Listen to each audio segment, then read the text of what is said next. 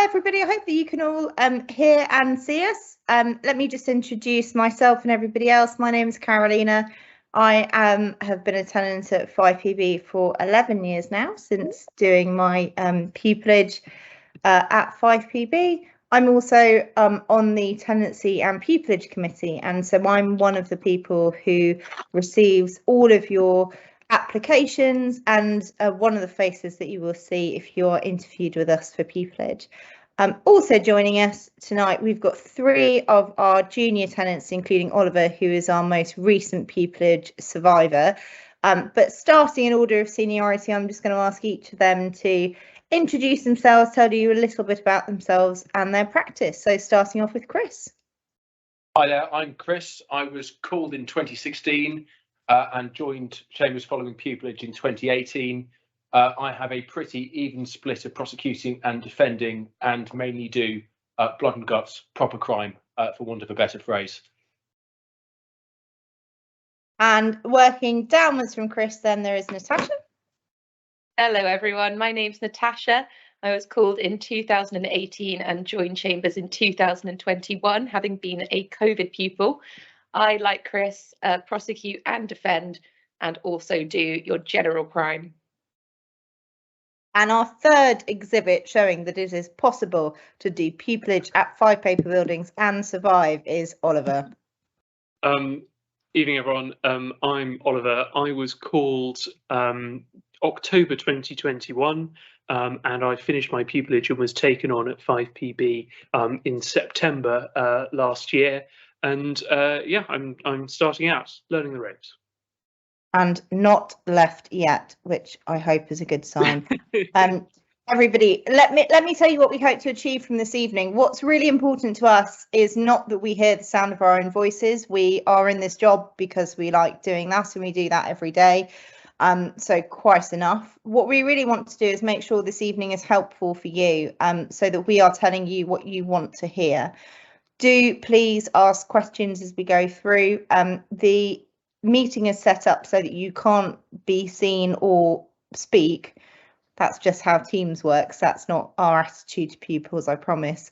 But you can speak to us through the chat function. So hopefully at the top of your screen, there's a little speech bubble with chat written under it. If you click on that, you can type any message to us. Please do ask any questions that you have. I promise that we will do our best to answer all of them. Because as I say, what we really want is to be telling you what is most helpful for you to hear. And so the more questions that you ask, hopefully the more tailored everything that we're going to say is going to be. That said, let me just give you an insight into where we're going with this evening and what we will be telling you. I'm going to start off with Oliver, who's going to give us an insight into life as a pupil, and Chris and Natasha are going to just add some flavour to that now that they've got a couple of years in Chambers under their belt. And we're then going to go through each and every part of the application process. We have advertised this event on the basis that we will tell you what we ask in all of our interviews, what we ask in our written application, and what we're looking for. And that's absolutely right. We're going to go through each of the questions on the form, which all those of you who have registered for Gateway can now see. And we're going to go through the exact structure of our interviews and what we're looking for from each and every question. We want our interviews to be an opportunity for you to show us how good you are, so that it's not a trick question and it's not a matter of secrecy. We really are going to tell you what we're going to ask you and what we're looking for each question. So as I say, starting off, Oliver is going to give us an insight into what life is like as a pupil at 5PB for those 12 months. And hopefully some pro tips on how you can survive and become a tenant as he has done. Yeah, with pleasure. I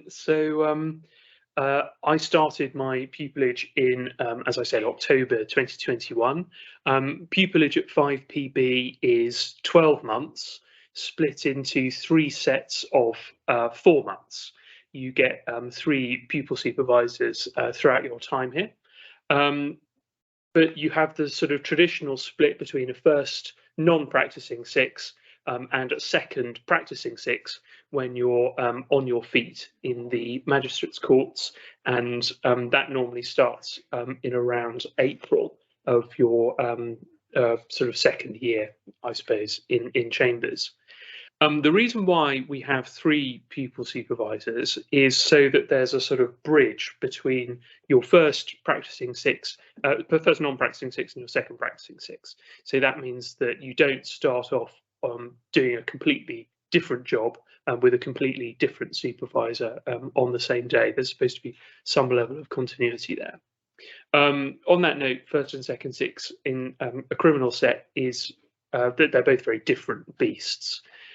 Your first 6, you're mainly following your pupil supervisor around, watching how real advocacy is done to a very high standard in the Crown Court. You will be working on interesting cases. You might be doing a bit of legal research. You might be writing notes for other members of Chambers. You might be drafting applications, things of that nature. Your second 6, you're sort of instructed on your own account. You'll be given papers by solicitors. You get to turn up to court and you're doing first appearances, bail applications, trials, and that sort of thing right from the get-go. And these will start off being for relatively minor criminal offences, and you will normally start off defending, and then perhaps as you develop throughout your second 6, you can start to get onto the CPS lists and do a bit of prosecuting as well, and towards the end of your second 6 do a bit more work in the Crown Court too, covering mentions and applications perhaps for other members of Chambers, or doing things like committals for sentence and that sort of thing. What have I missed? Loads, I expect. No, that's been very, very compendious. But yeah, so you get the thanks, Chris. You get the so the 3 supervisors that you have. As I say, the middle one is sort of a bridge between your first 6 and your second 6, and they sort of go from being someone who, as I say, you kind of follow around, to someone who you might call for advice. Perhaps if you've got a bit of a sort of sticky ethical situation on a sort of random Tuesday afternoon at Willesden Mags, then they might be someone who you might call for a bit of assistance. The other nice thing as well about 5PB pupillage is that, generally speaking, there are as many potential places in Chambers as there are tenants, or potential tenancy places in Chambers as there are pupils. That isn't the case for all criminal sets. Some explicitly say right from the beginning that we're going to take more pupils than we have work available for potential tenants to do, and it's a competition and it's a fight to the death. That isn't the nature of pupillage at 5PB. The emphasis is much more about reaching a particular standard and encouraging everyone else in Chambers to support your application rather than pitting pupils against each other. And so that's also a very positive thing to bear in mind about the vibe about doing pupillage in a place like 5PB. And Chris, it was a couple of years ago now that since you did pupillage, it was the same structure as Oliver's, of course.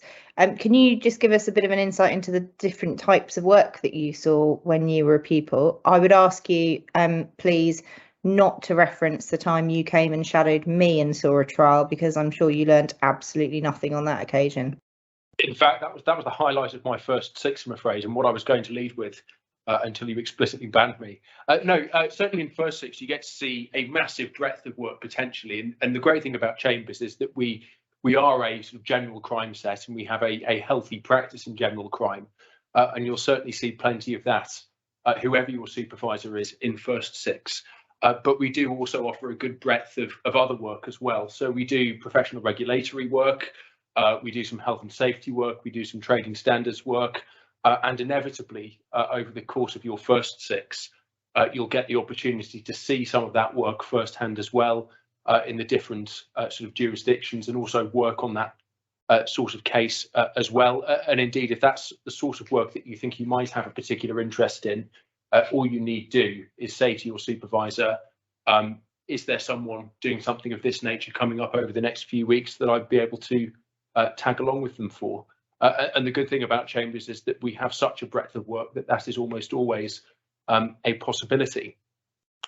The other thing I'd say, building on what Oliver raised about the bridge that your pupil supervisor acts as between your non-practicing six and practicing six, is that they obviously exist as a port of call should you need them. But the thing that I particularly liked about 5PB when I was a pupil, and this is still the case now, is that there is a broader safety net amongst the junior end. And we've got a WhatsApp group at the moment that isn't just the domain of the pupils, but is also rather ruthlessly used by the junior tenants whenever we come across issues in our own practices that we're sort of struggling with. So that also exists as a safety net and as a support network, not just in your second six, but also well into tenancy. And Natasha, you described yourself as a COVID pupil. COVID restrictions are largely over, but not entirely. There are still occasions when we can't go to court because of COVID. I wonder if you can just give us a bit of an insight into your experience of being a pupil during the pandemic, not because those sorts of measures are going to apply to people doing pupillage now, fortunately, but I hope that will give people an insight into how Chambers treats pupils and, subject to what you say, of course, how seriously we take pupillage. Absolutely. So the first lockdown hit, I think, the week before my co-pupils and I were due to start on our feet. So a time when we were very nervous, but also absolutely devastated to find out we wouldn't in fact be getting our teeth sunk in the very next week. It was a very uncertain time, obviously, for all of us. But what really shone through from Chambers was their commitment to us, to our training and also our well-being. So it was put, initially the decision to go to court was taken away from us. That sounds dramatic, but the decision was made so that it wasn't left in any individual pupil's hands, whether they'd want to try and prove themselves by taking risks that other people might not have been comfortable with. And Chambers really recognised that that was a very personal decision that people might find it difficult to put themselves out there on. The other thing that was fantastic during our pupillage was that although we were a bit delayed starting on our feet, we were kept very, very busy. So we didn't feel at all like our development, growth or learning was being delayed or hampered in any way. We ended up doing an incredible amount of advocacy exercises, both within Chambers with senior tenants, and also Chambers managed to organise, pull some strings and get some sitting judges to judge us in mock applications, mock arguments. And it was terrifying, but ultimately kept us very busy, and made sure we did feel ready then, after a bit of time away from the courts, to step in and start taking on our own cases. All three of you, thank you so much. I won't tell you about my pupillage because I am incredibly old and it was a very, very long time ago. Moving on to the application as to how you get pupillage. I've said at the beginning, I'm on the TPC, and so I read all of your applications. Let me just give you a couple of details as to how we actually process applications that we receive. All of the written applications that we receive are read by all 4 members of the Tenancy and Pupillage Committee individually. So that's me, Andrew Johnson, Theresa Hay and Bob O'Sullivan, King's Counsel. We read each of the applications individually, so we don't confer initially, and we make our own notes and effectively score each of the applications based on particular criteria, which we'll come to. Any application that gets a certain number of yeses goes straight through. Any application that gets a certain number of noes doesn't, and everything in between. Effectively, we then meet and we make a decision. We discuss each application in detail. So that gives us the number of applicants who will proceed through from the written application stage to the first round interview. We don't have any cap or any target on the number of people that we interview. Generally it's about 40, but that's just an average. Some years it's going to be fewer, some years there will be many more. We really don't limit the number of applicants that we put through to first round interview on any particular figure. It's however many applicants who are good enough that will get through. The first round interviews are remote. They used to be in person, but since the pandemic, we've been conducting them remotely. We've found through feedback that actually lots of applicants prefer that, particularly because they tend to be during the week. Lots of applicants are applying from outside of London, so it's not convenient for them, understandably, to travel down for a 10-15-minute interview in London on a weeknight. And also it's just easier to arrange around other interviews that you have for other chambers. But your second round interview will either be remotely or in person. It's up to you. Last year we had all but one interviewees choose to do their interviews in person, but it didn't make any difference to us, and we made it really clear that it was entirely the preference of the applicant whether they wanted to come to chambers and sit at that very table at which you see Chris, Oliver and Natasha, or whether they wanted to do it from the comfort of their own home. Again, we don't have any figure as to the number of people that we put through. We don't have any target or any cap. It tends to be about 15 people, but it can be 12, it can be 17. 15, again, is just an average based on the last 10 or so years.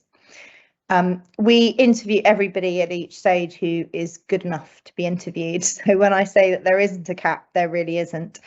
In terms of the number of pupillages that we offer, most years it's 2 pupillages, some years it's been 3. You have some chambers, very good chambers, that have, great criminal work, that want pupils because they want junior members of chambers, bodies really, to do work for them, but without any real prospects of being taken on as tenants. We have a very different attitude at 5 Paper Buildings. None of you really want to be a pupil. You all are applying because you want to be a tenant, and people is just, I don't want to say a necessary evil, but perhaps that's appropriate. It's something that you have to go through in order to become a tenant in chambers. And we're very much of the same view. It's no guarantee that if you're a pupil in chambers, then you will automatically become a tenant.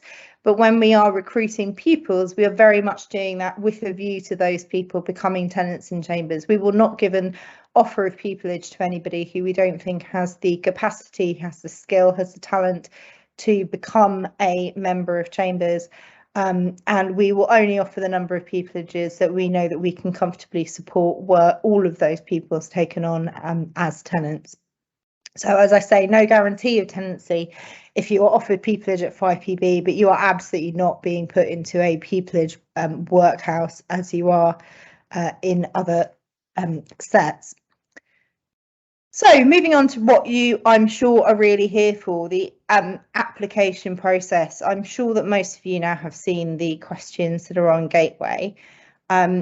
I'm just going to run through what those questions are very quickly and then turn over to Oliver, Chris and Natasha in particular for the 2 most important questions, which are why 5PB and why criminal practice. So let me park those 2 important questions for now and do a whistle stop tour amongst the other questions. I'm not joking when I tell you that as one of the members of the committee that reads all of your applications, I'm going to tell you exactly what we're looking for each of these questions. As I say, we're really looking for your applications to be as good as possible. This is not any sort of trickery. So the first question that I'm going to deal with is, what skills do you have that will make you a successful advocate? When have you used those skills in your life to date? The most obvious skill relates to communication. We're really looking for you to be able to show that you understand what it is to be a successful advocate, which really means that you're able to deliver bad news, unwelcome news in difficult circumstances, and that you are capable of persuasion. Do not underestimate the importance of non-legal experience. We know that you're applying to us, and obviously because you're applying for pupillage, none of you are barristers, so we're not looking for an application form where somebody has successfully made arguments in court and that's been your experience of advocacy. You might well have worked in a pub and you might have had to calm down a particularly drunken, belligerent customer. If you are dealing with a belligerent drunk in a pub, that is 90% of your clients in the magistrates court, and so that is really invaluable advocacy experience. So when we say what skills you have to make you a successful advocate, we really mean advocate in the broadest sense of the word. We're looking for a demonstration of the skills as an advocate, not within that very narrow framework of legal practice. That obviously wouldn't be realistic.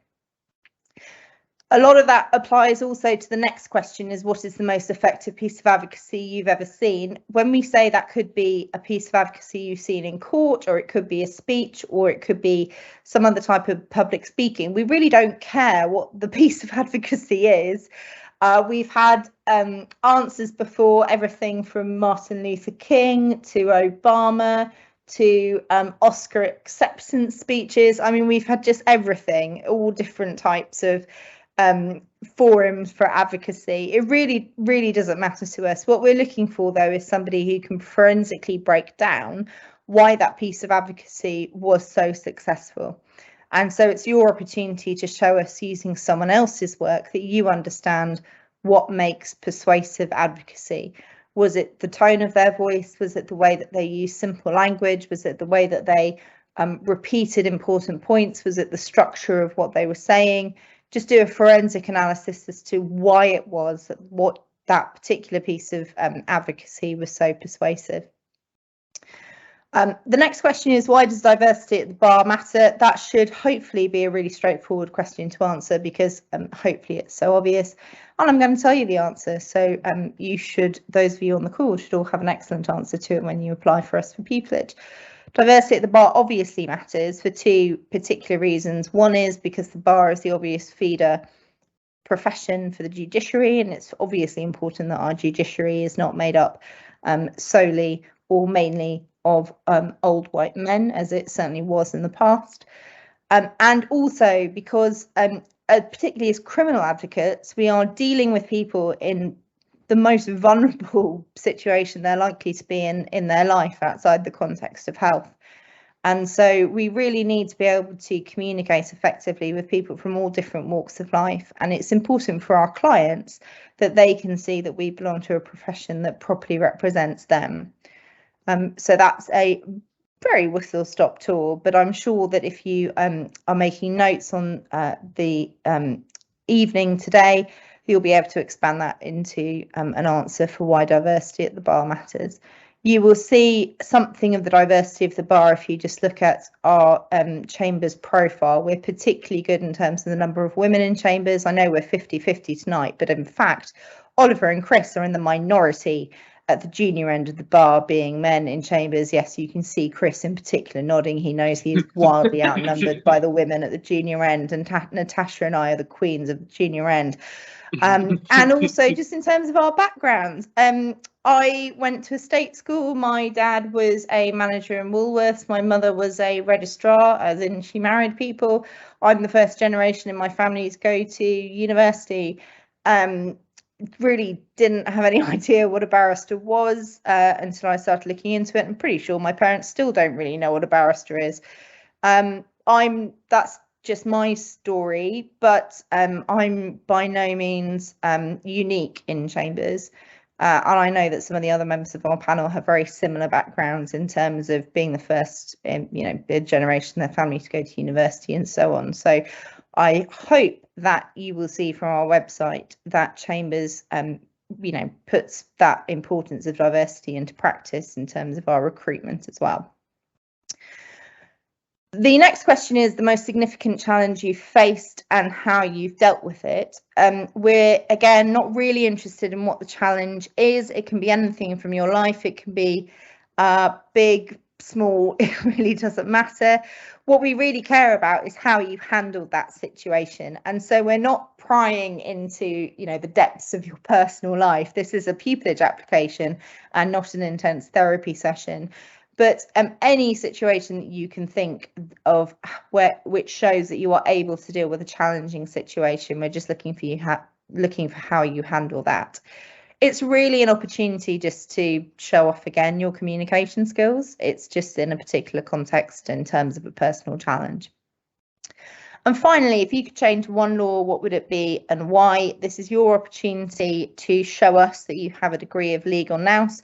We really don't care what the law it is. You could want to legalise cannabis. You could want to remove any obligation to pay a television licence. You could make some changes to traffic law. Whatever the law is, we really don't matter. This is just an opportunity for you to be able to show that you are a persuasive written advocate, because of course written advocacy is just as important as oral advocacy. So treat this as a mini skeleton argument. Know clearly what law you want to change, know clearly why, and list those reasons why, list why it would be a good idea. Although the question isn't framed in this way, effectively we're asking you to persuade us that you are right, that this law should be changed, and that your reasons for changing it are good ones. So, as I say, you've got a very strict word limit, but treat this as perhaps the shortest skeleton argument you'd ever write. So that is my whistle stop tour during the other questions that you will have to answer on your application form. But the two most important questions, I'm going to go to those who have gone through the application process most recently. These are questions that you are asked on your application form. You will also be asked them at the end of your second round interview. So the final parts of your second round interview, should you get to that stage, will be why crime and why 5PB. You should be able to answer these questions easily if genuinely this is what you want to do with your life. And so I'm going to go to Chris first, I think, just because I can see him on my screen. Chris, I know that you, in fact, in the past have been on the interview panels and asked these questions, why crime and why 5PB. What sorts of things are you looking for when people answer these questions?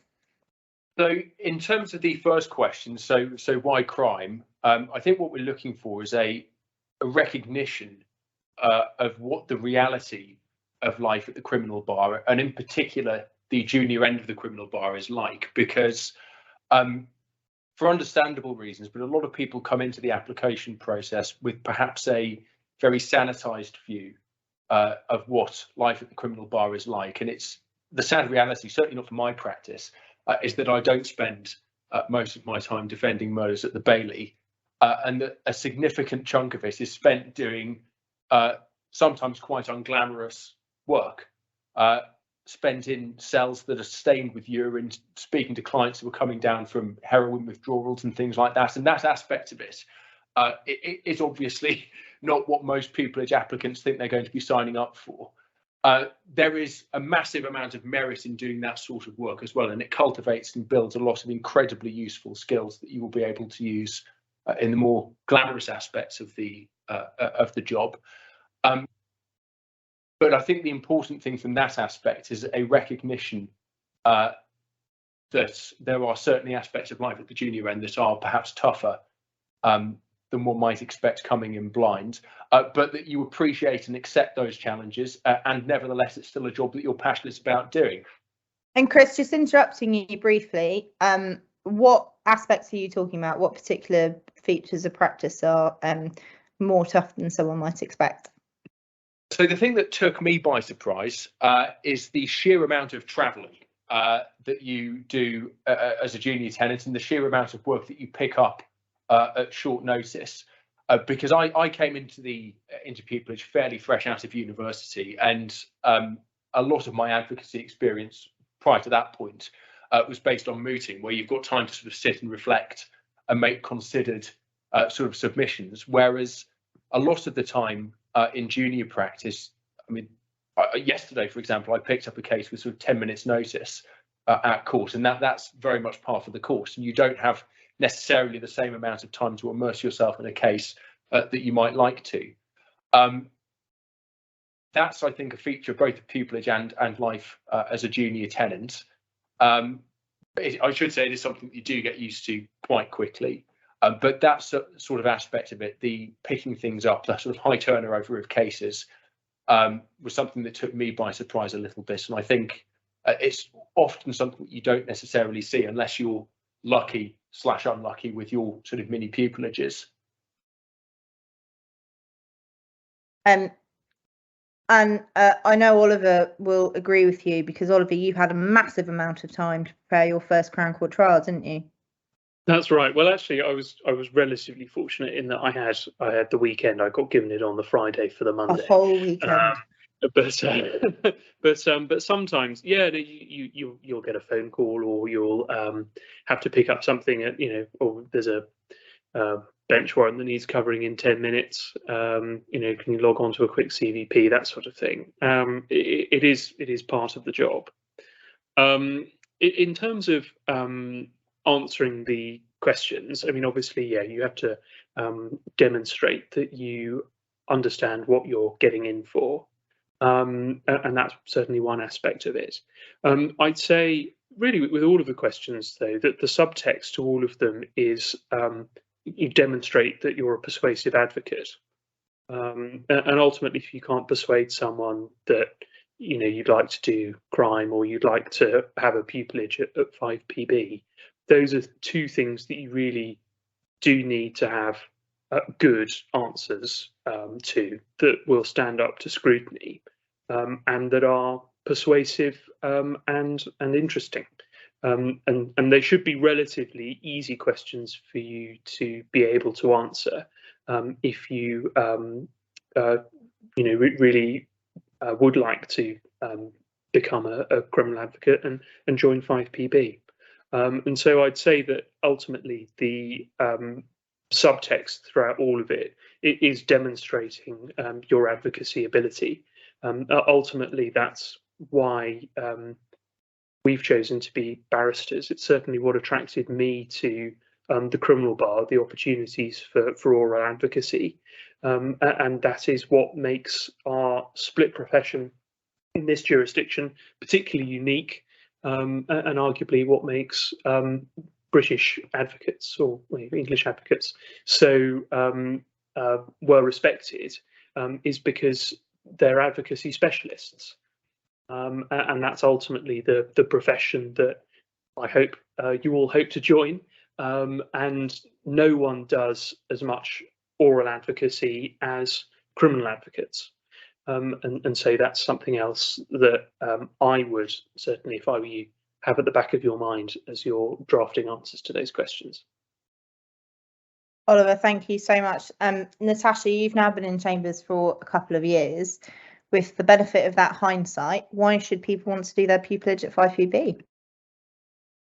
Well, I think we're very lucky that we are still able to offer our most junior tenants a whole menu of general crime if that's what they want to do. You'll all have seen, if you have any interest in this job, the difficulties that the criminal justice system is facing, and it really is a privilege to be able to continue to work with these sorts of people in these sorts of cases day in, day out. 5PB are able to offer a brilliant breadth of work, make it very enjoyable while you're doing it. The people, I would say, are a huge draw to me. You've heard from Chris about the supportiveness at the junior end, and that really is felt all the way to the top, from how pupils are treated to when you're a very junior tenant. That support is still very much there. One of my ex-supervisors reminds me regularly, a supervisor is for life and not just for pupillage. When you're looking at why 5PB, one tip I would give you is to study the profiles of our most junior tenants and look at the sorts of work they're doing. You'll see Oliver and I, for example, will be gloating on our web pages about our small victories in the magistrates court, which we can tell you, when you're our sort of level of call, do not feel like small victories at all. Proudest moments of your life. And if that's the sort of thing that appeals to you, then 5PB is probably the right sort of place for you. I think you're doing Oliver a disservice, because the most recent news article on 5PB's website is crying about Oliver's success in a Crown Court trial, a robbery trial, and I quote, "The incident took place in the street in broad daylight, was seen by an independent eyewitness, and was captured on CCTV," which sounds like justice well served to me, Oliver. Well done. No, my client was certainly very pleased, but it certainly didn't feel like as much of a victory as convincing a district judge to do anything at Uxbridge, that you might be a sort of minor concession in the way of the defence. It's enormous fun, and the thing about 5PB is that the opportunities are there to progress, and ultimately, I suppose, sort of never really feel ready as soon as you get given something and you have to sort of get your teeth into it and make the best of it. But sometimes, I mean, like I had last week, you get a good result, and you're reminded that it's a beats a real job. I think it's what Teresa always says about it. There are these opportunities, as I say, the opportunities for advocacy, real opportunities to make a difference. And it's enormously enjoyable, and you have the best colleagues in the world. Ed Jenkins, who's one of the Silks in Chambers, was Times Lawyer of the Week some years ago. And one of the questions he was asked was, why are you a barrister? And his answer was, because I'm wholly unemployable. And that really resonates. I think, well, certainly with me, I suspect with all of us, actually. I think we're all fundamentally unemployable and don't want real jobs, which is why we've become barristers. You should all have ideas as to why to do crime. Can I just echo everything that everyone else has said and just add this? One of the problems that we see when we read through the application forms is people explaining eloquently, persuasively, why they are interested generally in criminal justice. But actually, your pupillage application really is a job application. Of course, we are all broadly interested in criminal justice. Of course, we've all got a degree of interest in social justice, etc., etc. But that does not answer the reason why you want to be a criminal barrister, because you can have that broad interest in criminal justice, you can want to help people, you can want to fight for people, you can want that intimate relationship with a client, we know one of the most difficult times of their life, but none of that is answering why you want to be a barrister as opposed to, for example, a social worker or a probation officer or any one of another number of jobs, an academic, or why you want to work for an NGO or a think tank. So just approach this not as, why am I interested broadly in crime or criminal justice? Approach this as a job application. Why do you want to be a barrister with all of the travel, with the going around nomadically to different courts? Why do you want to be self-employed? Why do you want the advantages but obvious disadvantages of self-employment? And I say that particularly in mid-January with our self-assessment due at the end of this month. So we're all feeling particularly self-employed at the moment. Why do you want that burden rather than a pension and healthcare and sick leave and a holiday pay, etc.? You probably want to phrase it slightly better than I'm unemployable, but that ultimately is going to be your answer. So just be honest about why you want to do this as a job and as a lifestyle. Focus on the job, don't focus on criminal justice, because that's not really answering the question. And the final thing I'm just going to add to why 5PB, it can obviously be quite difficult at the stages that all of you are at, applying for pupillage, doing mini pupillages and so on, to really find an awful lot about the character of Chambers. That's something that we all know from even just a couple of years of practice, but can be quite difficult to get before you're sort of in that melee. One of the reasons you might put down on your form is because you came to this event this evening and you thought at least Chris, Oliver and Natasha were desperately charming and you want them to be your colleagues. That legitimately is a good reason for wanting to come here. We are representative of Chambers. We all work together. I mean, I interviewed, I think everyone, actually, I think I interviewed all of you. Did I interview you, Chris? I can't remember. Yes. No. It was obviously an incredibly impressive interview that's burned onto my mind. But but we all we all end up as colleagues in chambers, and ultimately, you know, once you're in chambers, of course people can move, but you know, from 5PB they generally don't, so we're going to be stuck together forever. And so it is important. It's not a personality contest or anything like that at all, but it is important, of course, that you like the feel of chambers.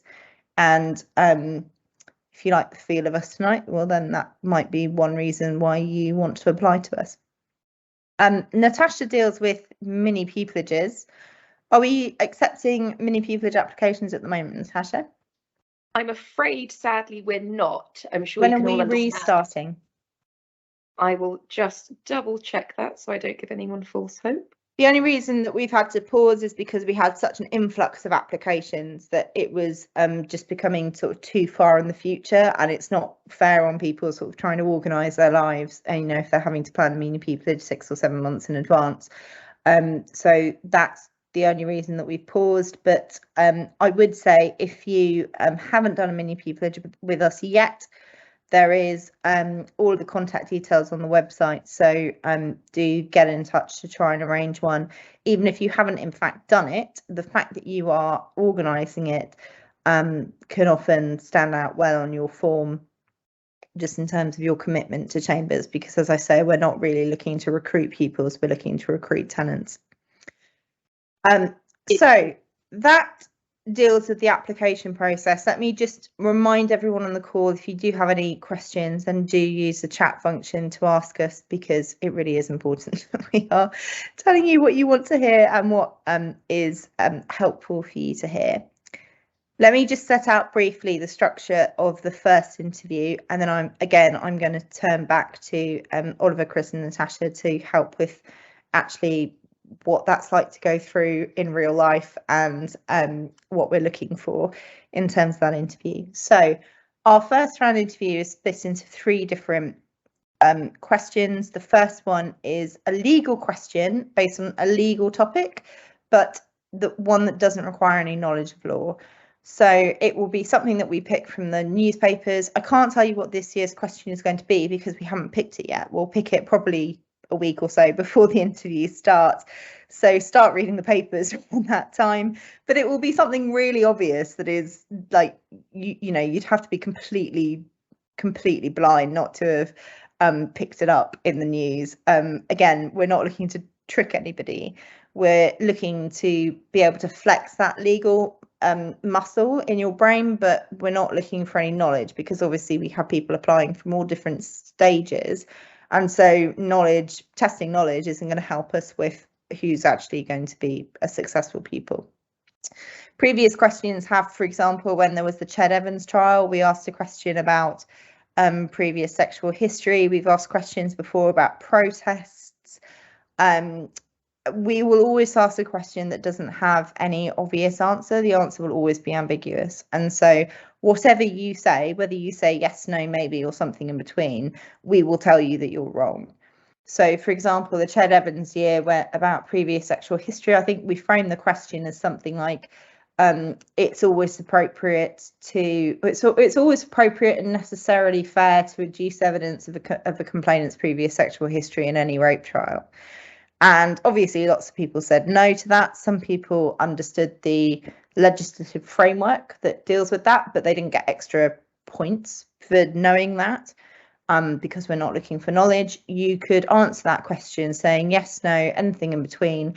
Whatever you said, we were going to tell you you're wrong. We're just looking really for how you are able to argue, because ultimately that's what you're going to do in the Crown Court, but really with the magistrates, particularly in your early stages of practice, as Oliver says, it's a circus, and so whatever you say, you're likely to be told that you're wrong.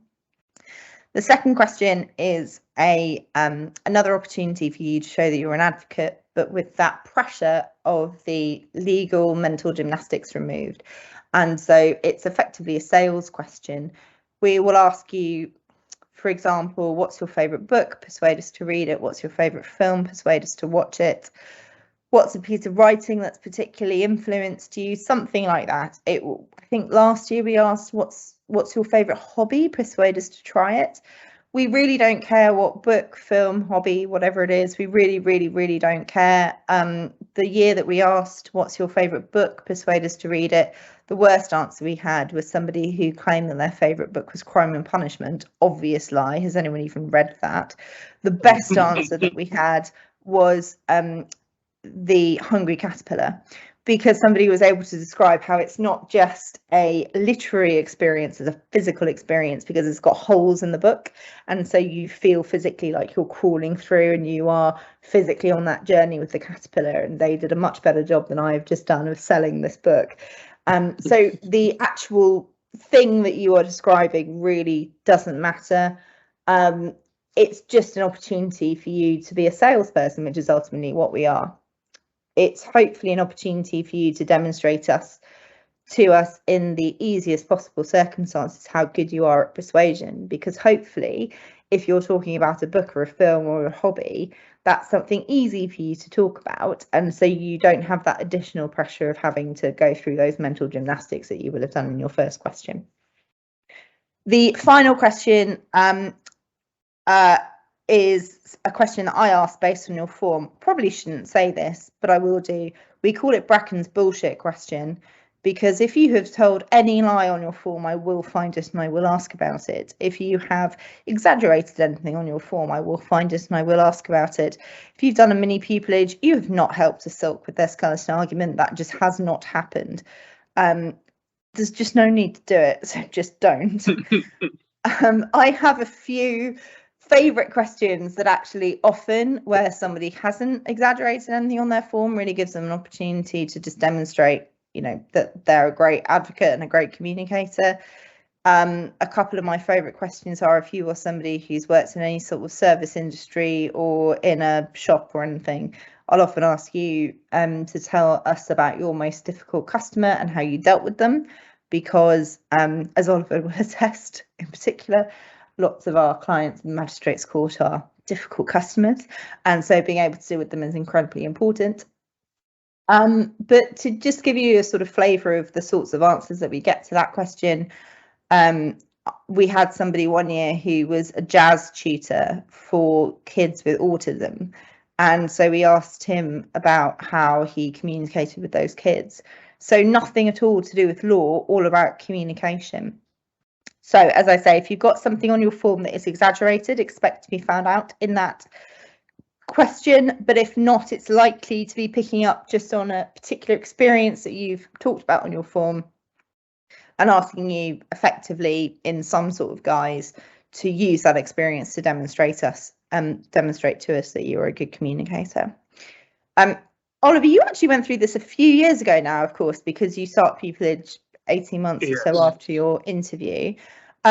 Assuming your therapist is okay with this, you're all right mentally to revisit the interview experience. I've got the all clear to do that. Good. Especially for this evening. Good. So firstly, I'm not lying that is genuinely what we ask in interview. Yes, no, that's absolutely right. As far as the sort of current affairs question goes, there are lots of really good resources out there. I'd really recommend, if you haven't already, getting a subscription to a broadsheet newspaper, and often they do a sort of legal kind of digest of sort of legal news for the week. So I know the Times, for example, every Thursday does a kind of top law stories. There's a chap at 5KBW as well. There's a blog that he writes called Witness, which has got a sort of collection of links from news sites sort of all over Britain, and that's sort of legal news that you can look at. So it's very easy to prepare for the current affairs question, basically, is what I'm saying, because it will occur and it will be useful for other sets of chambers as well. I remember at the time I was interviewed, it was around the time of the Fishmongers Hall attack, and I remember it might have been Carolina, I can't remember, but someone asked me about the early release provisions, which were changed in relation to terrorist cases, whether prisoners should be released halfway through their sentence, as is standard, or whether it should be 2/3 of the way through. and whether that change should be retrospective or not. So that was something that was obviously sort of very much in the news. People had their sentences changed retrospectively as a result of what happened on London Bridge. And so that was something that was quite sort of interesting from a rule of law perspective to kind of get your teeth stuck into. But that's exactly the sort of thing that they often also sort of tie in with ethical questions as well. So it was also around the time of the Alex Salmond trial in Edinburgh, and his barrister was caught on the train saying that he's not a sex pest, but he's certainly not a nice man, and sort of whether or not that was a sort of ethically kosher thing for him to have done. So that's the sort of question that you might get, and dead easy to prepare for it, because all you need to do is have an interest in current legal affairs, and if you don't have an interest in current legal affairs, then you probably shouldn't become a lawyer. As far as the other questions go, the undercurrent, again, as with the written questions, is all about demonstrating your advocacy ability. So again, as Carolina says, it doesn't matter what your answer to the question is.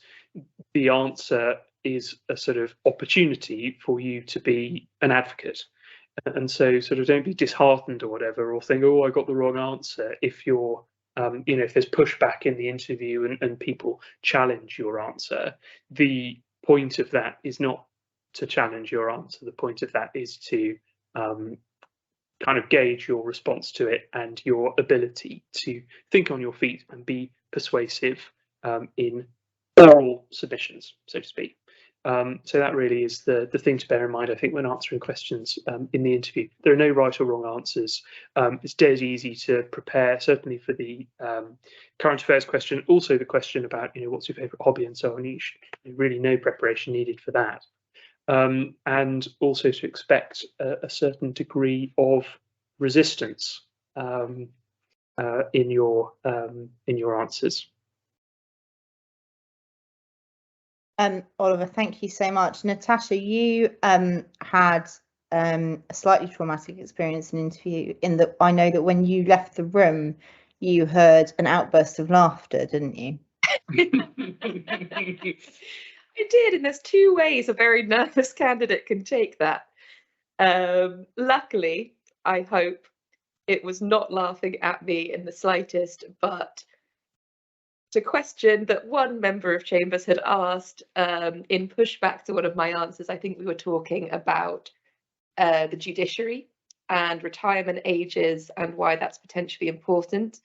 And I was giving an answer that, touched on how you should be sentenced or judged by someone from your background with your peers. A large number of defendants are very young, and is it right that someone from an entirely different generation should be judged by someone who is quite so different? And I think someone gave an answer along the lines of, well, if I say I want a pony, then does that mean I should get one? It was Andrew Johnson who quoted the West Wing, or House of Cards, I think, where a political advisor made a quip about, well, I want a pony, so get me a pony. And this is not the cultural reference point that Andrew Johnson thinks it is. And so when Natasha left the room, we all immediately started taking the piss out of him, which led to raucous laughter and had nothing to do with Natasha at all. But again, I hope that's reflective of us all actually getting on really well in Chambers and having that sort of relationship with each other, that we can't just take the piss out of each other when someone starts quoting House of Cards in an interview. But I'm glad, Natasha, anyway, that you survived. Absolutely. As with anything, although you don't actually do a formal advocacy exercise until the second round, treat everything that you do as an advocacy exercise, whether that's your written application form, your first round or your second round interview. Everything that you are doing is showing us that you can do this job and that you're a great communicator. So treat every single question with that in mind. We can deal with the second round interview more quickly. The first question is another legal question. Again, same rules as before, no legal knowledge, just something that's been in the news. The only difference really between that and the first round is that we've got a bit more time, so we can go into a bit more detail about it. Again, whatever you say, we're going to tell you you're wrong, and we're going to be a bit contrary with you, but that's, you know, exactly how the questions are structured. You will start off the interview, sorry, it's my fault for jumping into that legal question, but the very start of the interview is an advocacy exercise. You will be given the papers for the advocacy exercise 30 minutes before the interview. If you choose to do it remotely, then it will be emailed to you. If you choose to do it in person, then you'll go into a room and you'll have some paper and all of that to be able to prepare. Again, no legal knowledge, and so it's likely to be a mitigation. Every now and again, we do a bail application, but I would say 9 times out of 10, it's a mitigation. If it is a mitigation or whatever it is, and you need any law or sentencing guidelines or anything like that, then you will be given that in the pack that you have. It's probably about 1.5 pages, the exercise. So half an hour should be plenty of time to prepare it. Then you come in, there'll be a lectern where Oliver is sitting at the moment. You'll be asked to stand behind the lectern. You will be given the health warning not to lean too hard on the lectern because it is wildly unstable. And you will do the advocacy exercise. The person who's sitting opposite you, so where if you're looking at Oliver, there's a chair opposite him. There'll be a judge sitting in that chair. They will probably lead proceedings, but anybody on the panel can ask you any question. For our second round, we add to the TPC usually 2 or 3 members of chambers who will all be in chambers to interview you. So after your advocacy exercise, then you'll have the legal question, and then we will ask you those 2 questions I've already outlined. Why crime and why 5PB? Yes, we know they're already on your form, but it's the sort of job where, honestly, if you're not a bit mad about it, then just do something else. It's just so much work, and you're never going to earn as much as you could do. I mean, if you're talented enough, if you've got the work ethic, if you've got the communication skills, if you've got the analytical brain to be a criminal barrister, you can succeed in basically any other profession. You could easily be a banker. You could easily be basically anything else, and anything else will pay you more and will be an easier life, not least because you're just employed, which is just easier. And so unless you're a bit bonkers about doing this job, then do anything else. But if you think that it is just the most fun in the world and you've got that bug, then unfortunately you are stuck and you're not going to be happy doing anything else. And then you should apply to us. But you will be like all 4 of us on this meeting tonight and everyone else in chambers. You could talk about your job forever because you genuinely love it and you genuinely think that it's just the most fun. And so we know that we have already asked you why crime, and we know that we've already asked you why 5PB.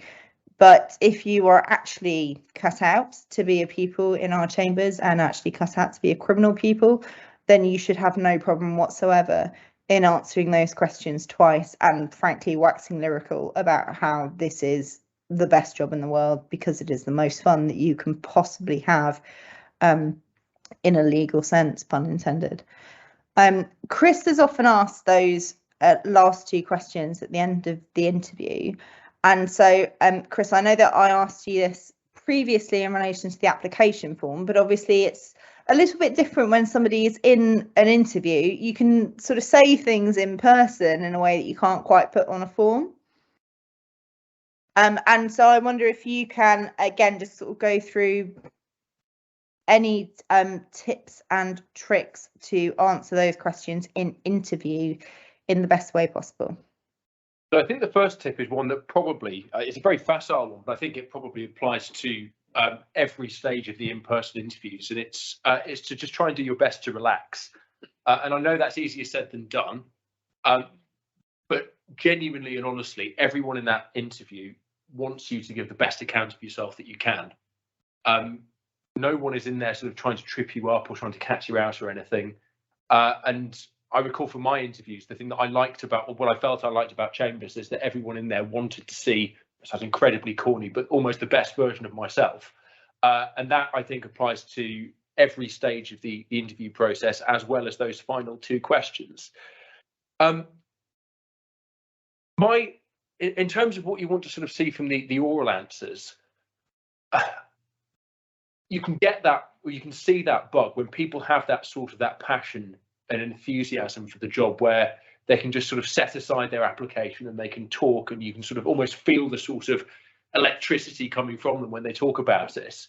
The fact that you can just sort of so readily see that that's what they want to spend the next 40 years of their career doing.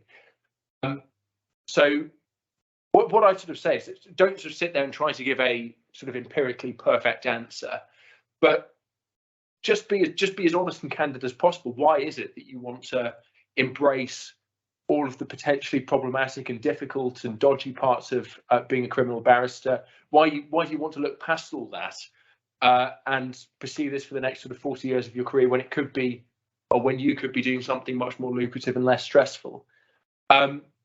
We're not looking for a sort of perfectly recited answer, so just sort of be as open and candid about this as possible, really. Totally echo all of that.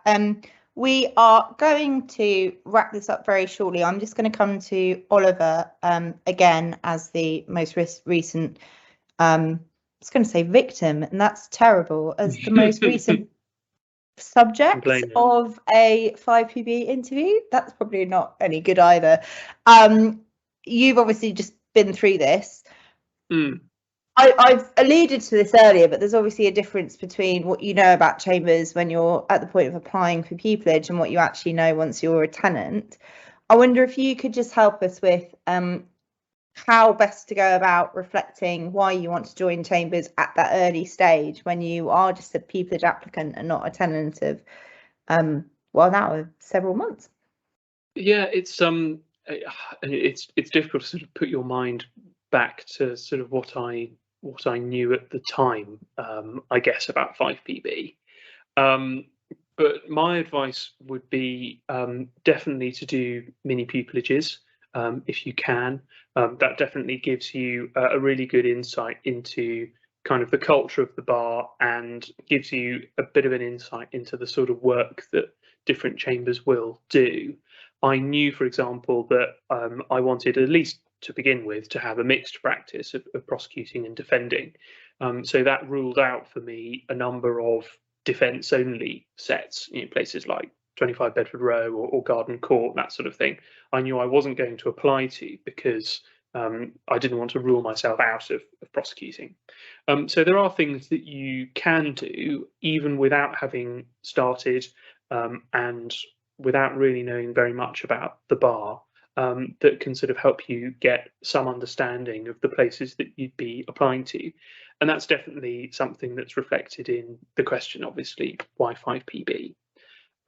With the benefit of hindsight, though, I'm not sure that I would necessarily rely on those things as a reason why I like being at 5PB.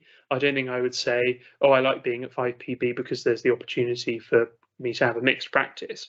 I think now that I've been a tenant since September now, but also throughout my pupillage as well, it's just a great pleasure to work with people who are really high quality advocates, who really know their stuff, who you can always ask for advice when you're in a tight spot, and know that it'll be really good advice.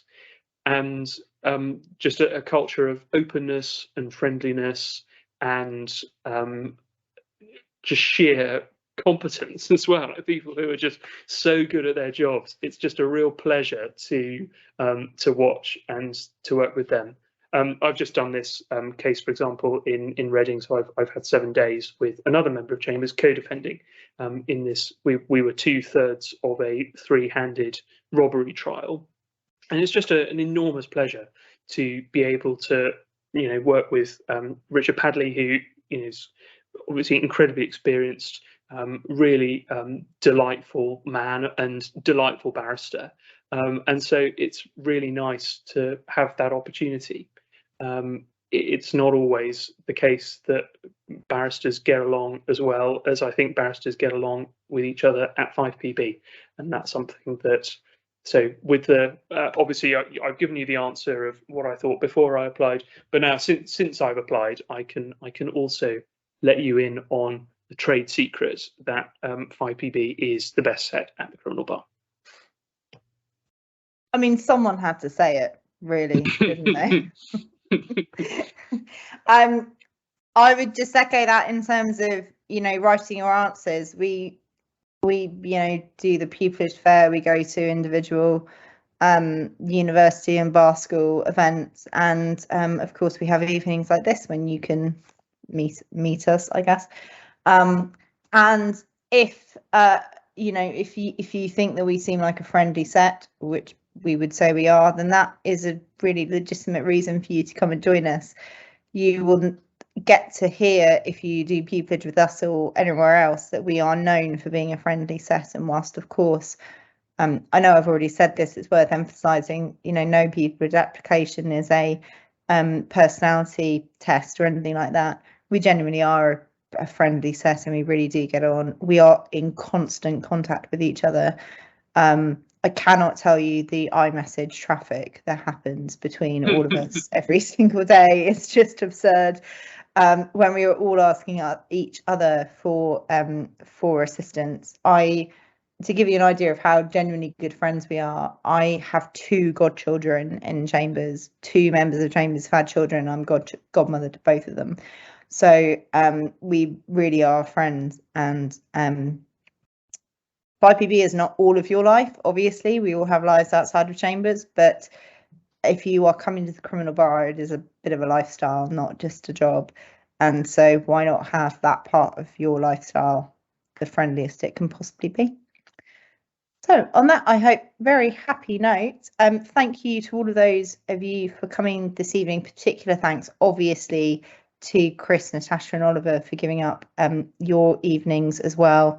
I'm sure you've got absolutely no preparation to be doing this evening whatsoever, because who has work to do in the evening as a criminal barrister? You've got all very easy days tomorrow, I'm absolutely certain.